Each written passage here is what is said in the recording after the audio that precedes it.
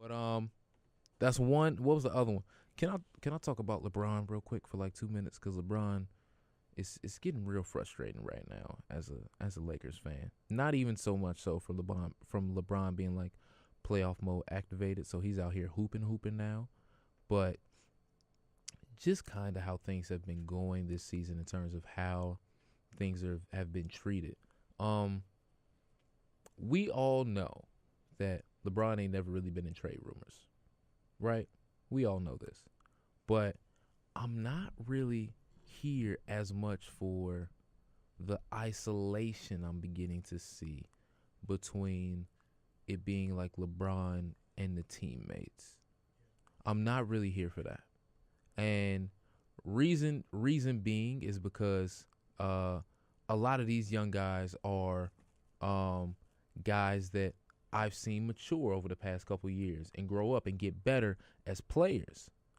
And I've seen them make their strides. And sure, some of them still got room to grow, but some of them are doing a very, very good job. But I'm not exactly here for it being like, yo, some of these guys don't know what they're missing out on. They need to play harder. They need to do this. They need to do that. With all due respect to LeBron, who'd have been to 8 straight finals, all due respect in the world, bro, you knew what it was when you was coming in here. You knew that these guys were young. You knew that it was going to be a big learning curve. You knew this was going to be a little bit more difficult than usual. So this is something that with this situation, you had to have more care. If you came in with a team full of vets, if these guys were like 4, 5, 6 years in the league, I completely understand where you at. Some of them was rookies last year. Some of them was rookies 2 years ago. And these are the guys that we're leaning on in terms of being our young core, being Josh Hart, Kyle Kuzma, Brandon Ingram, Lonzo Ball, who's been out. Now, keep in mind, I do think that if LeBron would have been in a Lakers uniform for them 17 games that he missed, our record would be different. Situation would be a lot different. But I do think his recent comments in terms of him saying some of that stuff has been very isolating for the team, and it's probably rubbing a lot of them the wrong way, especially some of them veterans that's on the team. Because if you talking about the young guys, then maybe you need to pull these young guys to the side, sit down with them, and talk to them. Because some of these vets that you got, JaVale McGee won both his rings against you. Tyson Chandler won his ring against you. Rondo's team had to go through y'all to get his ring, you know? So though you can't be talking to those guys. Lance Stevenson and them gave y'all hard fought battles. The Indiana Pacers. So you got to be talking to the young guys. And for you to be LeBron and for you to be who I know you are, clearly you could be pulling these guys aside and talking to them, and maybe you're using this as an added motivation to really get them going, which I hope it does work, because I'm a little concerned about how things are going. And I'm also concerned, bro, I need to know what's going on with Lonzo's leg. Is it worse than what we thought it was? Because when Lonzo was in, we had a top 5, top 7 ranked defense. Even when LeBron went out, our defense was like top 15. There were spurts where it was like really bad, where it was like bottom 25. But it hasn't consistently been this bad. And one of those reasons because Lonzo Ball been out. I hope Lonzo leg get better, bro, because we need you to come back, dog. We need you to come back.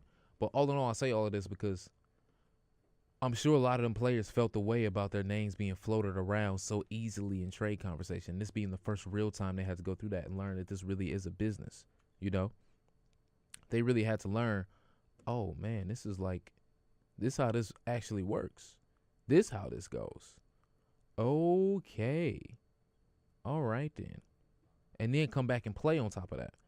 I'm sure that's difficult for a lot of them to go through. And I seen a quote where LeBron was like, you know, they might have talked to some of the other guys because I've never been a part of those trade rumors like that.